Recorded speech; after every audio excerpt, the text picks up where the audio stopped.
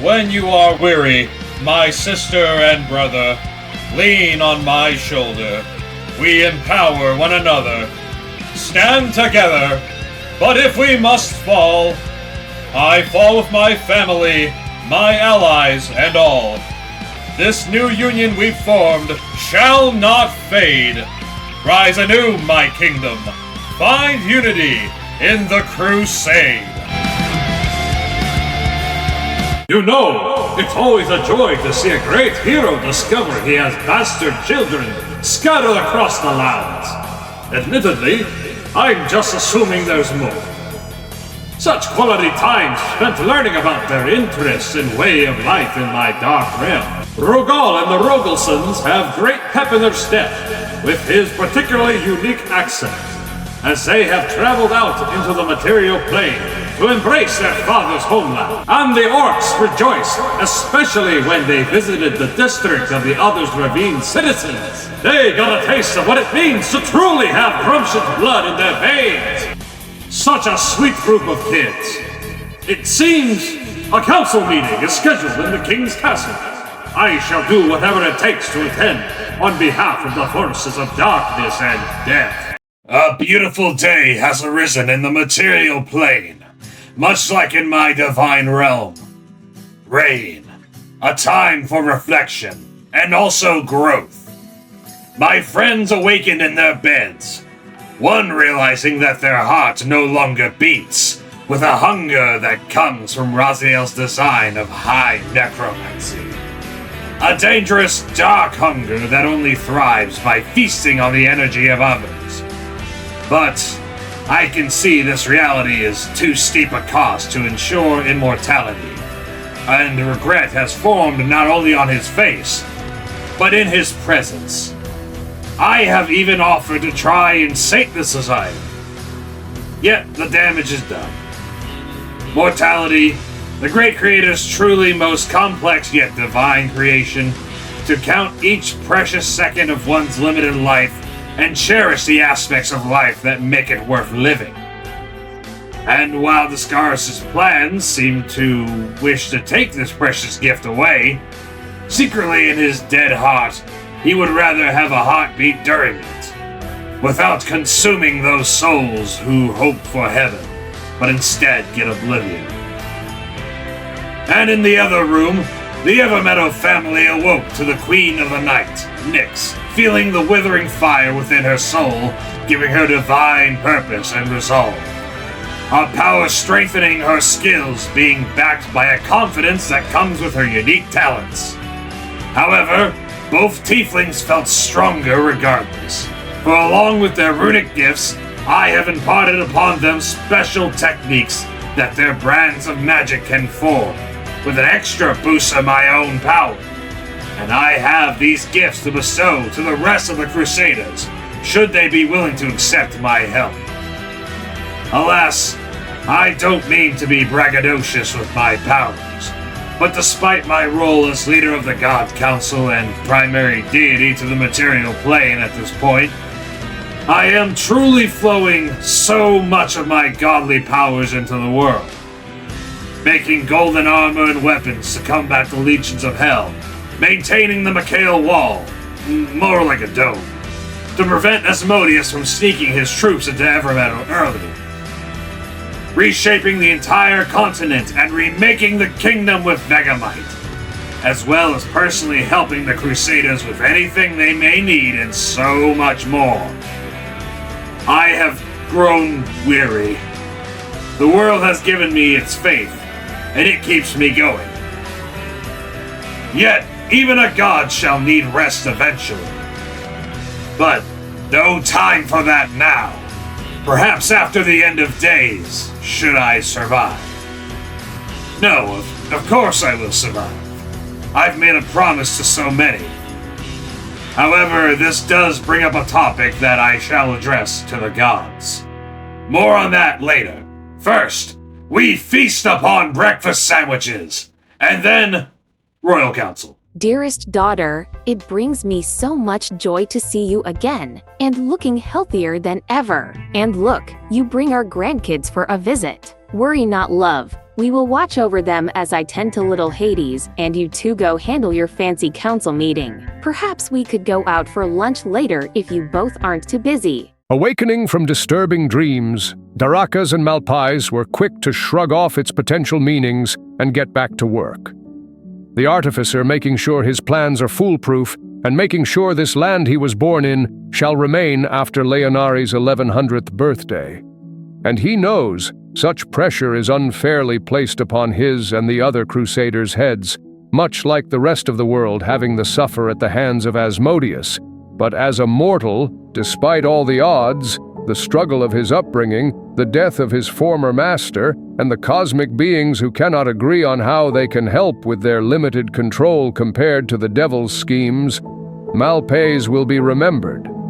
Some, like Father O'Reilly, may think of him as the slayer of Pelor, but others, who will watch as he stands amongst the militia he helped fashioned out of volunteers and crippling debt, and who will sit solemnly in his tower of star metal when the time comes to slip through a quickly opened portal into the bowels of hell to possibly deliver the one necessary blow against Asmodeus, those people will remember him as a hero.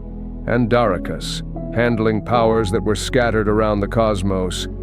His birth could have been simple, just living as an islander with no responsibilities beyond gathering food and praising the spirits. Yet, this was not to be. One of 9 cosmic forces crossed his spawning, permanently attaching its energies into his soul. Some, like Harkana, called it a blessing. Others, Darakas especially, might call this a curse.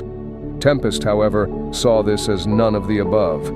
In his desperation, with his eyes constantly set on the horizon, he knew this world would one day come to an end if his avatar would be absorbed by the mighty ruin.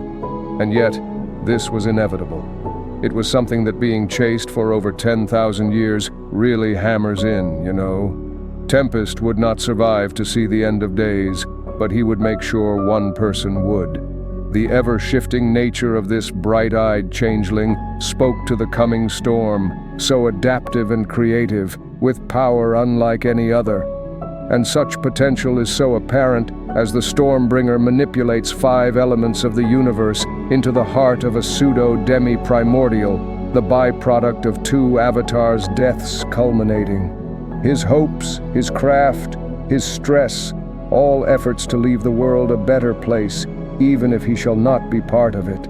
But maybe he will be the bridge between the primordial's touch on the material plane, so no one will be forced to hold such an unfathomable burden that takes a life away without death. Wait, what am I saying? I've got no clue. I am small, and I was born yesterday.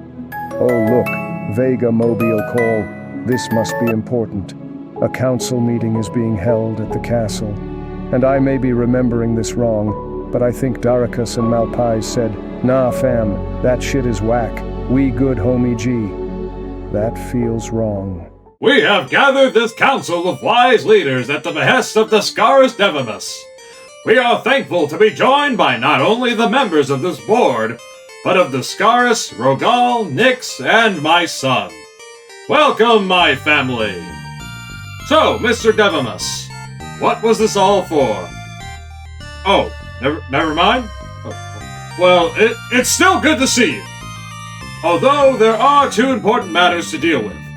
Firstly, in the topic of religion, I think it's safe to say that since the Royal Council, the God Council, and in our world's potential future, perhaps the Primordials, shall be keeping a close watch upon each other to ensure the material plane remains in the entirety of all parties, including the planet's population, best interest, that the gods themselves should be the ones bestowing their religious knowledge to their potential flock.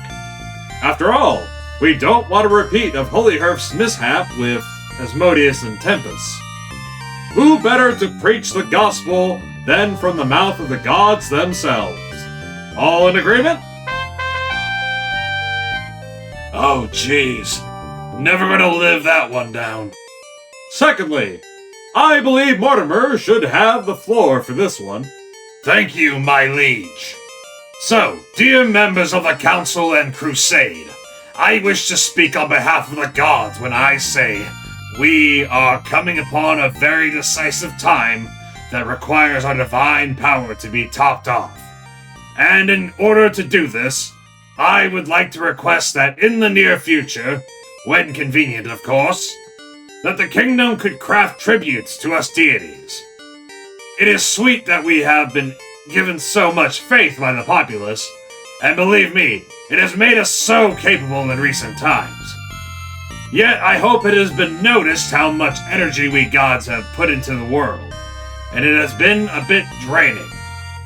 Perhaps, if the entire kingdom helps out when they have the time, for roughly 10 days' time, devoting their time to giving faith to one deity who will appear before the populace and speak on behalf of their lord and meet the people who care for them, and by the end of the festivities, could bestow the handmade tributes that I will naturally provide the ingredients to.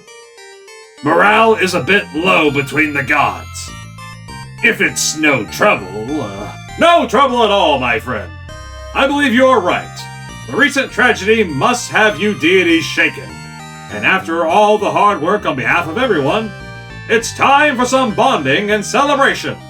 Crusaders, we shall soon have this holy gathering, and I know it would mean so much to the people if you could each individually provide a special tribute to these gods, to instill ever-increasing faith in the people. you are too kind, my king, especially because our dear Discaris is about to undergo a transformation. I know you are unhappy with how Raziel's necromantic rune marked Archlich's hunger for souls, and I don't want to see you turn to such dark delights anyway. So I will purge these marks from your items and your soul, so that I can restore life in your big heart and do something perhaps more fitting of your experience. You see, Azuth was once the god of magic in this cycle, but he had been captured by Asmodeus and was imprisoned in the Samaved beast's throat, along with the Devil's Loophole, which the party graciously allowed me to use. His soul was used as an ingredient to summon the largest quantity of Vegamite that has ever existed. This was all done in your family's basement, calling out to the stars for answers and solutions. Much like you, Discaris, diviner of fate. It was a Zeus to be lost to mankind, unfortunately, but perhaps it is yours to at least follow in his teachings to enact some justice on his behalf. He will never return, but your magic shall be comparable. Take a moment to recover, friend. Your soul has been scrubbed at least 3 times. You know I am here for you, as I am for all of you. Now, Rogal, I have enough room to bestow a mighty shield to not just protect you, but to instead protect your allies. For I know how much might and divine fervor you possess. After all, you are wearing Dracula's old armor. What an achievement! I shall bestow upon you the power to battle the armies of hell, and while I cannot keep you from taking any damage forever, my protection shall linger with you in combination with your 2 gods' blessings. Speaking of which, they have requested my aid in a matter of vast importance. My king, I wish you to read this letter after Rogal and I leave. But first, I must bless the last 2 Crusaders with my gifts. Darakas, I think you have done tremendous work in your pursuits, and I can understand if it feels like you may lose your way sometimes. I know I may not be everyone's favorite deity, but I truly care about what happens to you Crusaders. Together, we have changed destiny, and instead of being enemies, we can stand as allies. And for that, you have my blessing in these troubling times. I present to you the Vagabond's Way, or any name you wish to bestow it. This compass has been in my family for a long time, so it is steeped in importance for us Mikhails, as well as magic. You've created a bond with your friends. Now you shall find your way back to them. And Malpais, you were once trained in a skill set that was developed before the world truly knew about its near-imminent demise. Yet there is truly an art for the arcane that lingers in your soul.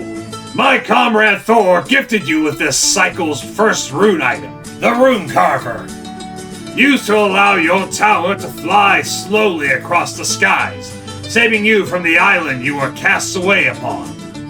His vision of you is different than who I know you to be. He wanted to turn you into more of a warrior with magical talents.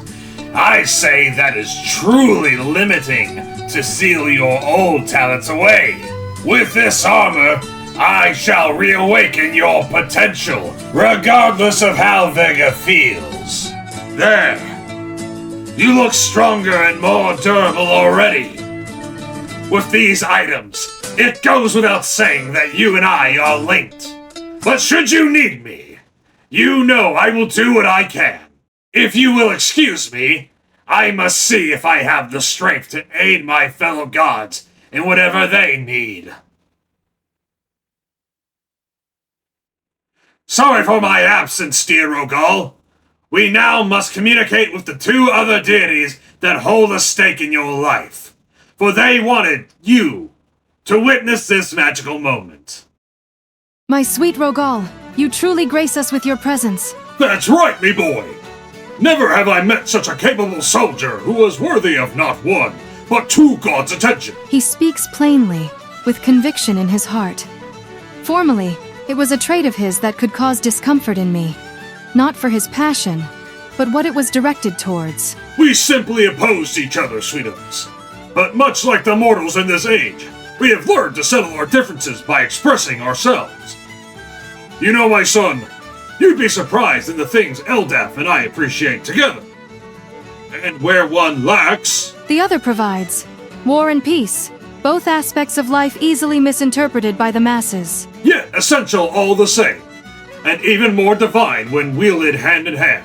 As you know, spawn of Grumgall, there are those who will always crave to use their own morality and opinion of what a god would want to justify their actions, much like your father and the others of Eve.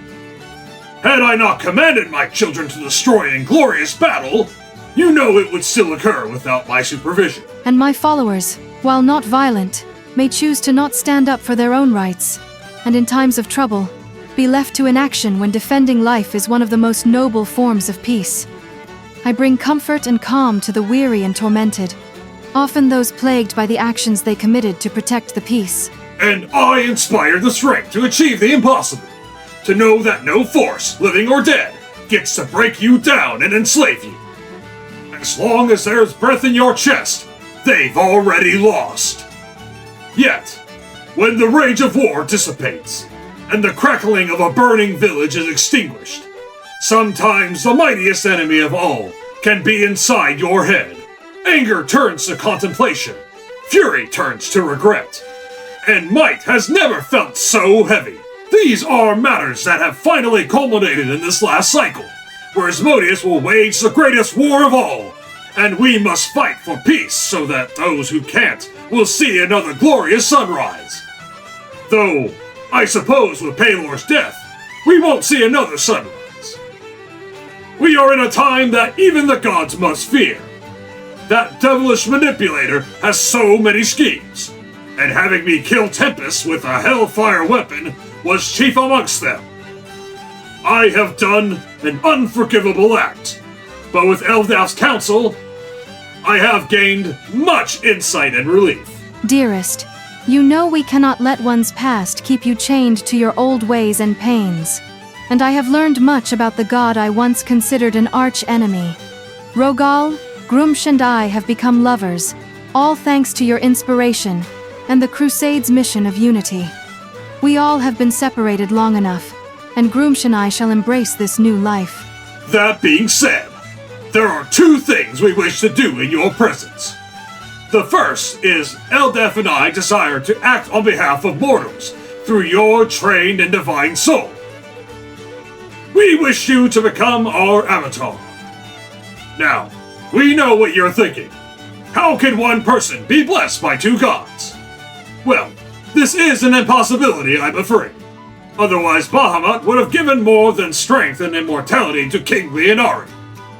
However, Eldath and I have professed a love and life that should never be separated. And that is why it won't. It is unorthodox, nearly unachievable. But to make you an avatar of us both, the both of us must become one. That's right. Groom Shanai's souls will be one and the same. No longer the individuals, but a re-emerging deity of war and peace. Only then can you receive our combined gift. And that's where Mortimer, the former servant of Asmodeus, comes into play with his expertise. Not only does he possess a unique gift of magic that affects the soul, but it was Asmodeus who consumed our brothers and sisters en masse. We hope for something in the middle. Regardless of if you take the mantle of Avatar or not. This is something Eldath and I are sure we want. Rarely does a god do anything on behalf of themselves, so we will make this bold choice to help not only the world, but ourselves. Not to mention, with one less god effectively, that means more faith can be bestowed to the both of us at the same time. Mortimer, we are ready! Aeterne te obligamus ad unium tuam!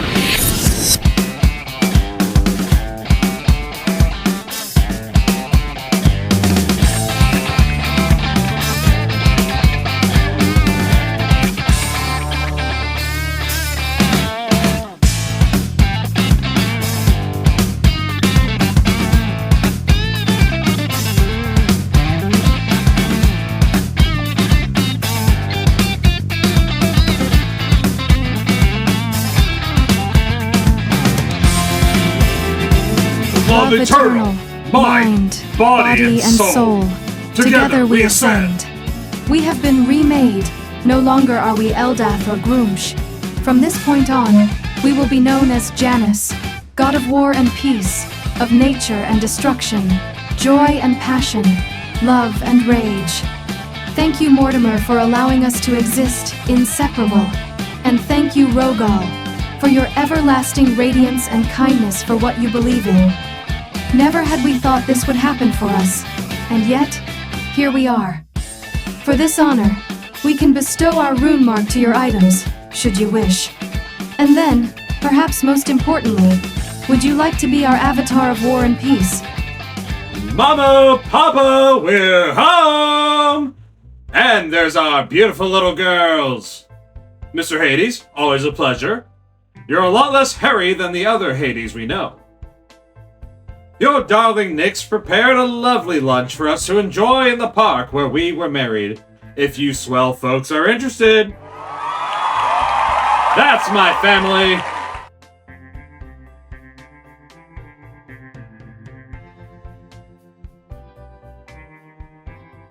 You've been so busy, dearest. What have you been working on today? Oh, so much! Though the task I have taken great pride in has been bestowing rune items, rune marks, reforming previous rune items, and possibly what would turn the tide of battle most, giving the Crusaders unique and all-powerful abilities that only they may wield. Is that right? Leave it to you to overwork yourself. But I'll always be proud of you, forever and always. Looks like you made notes in your tome about it. Can I see what you did? For you, always.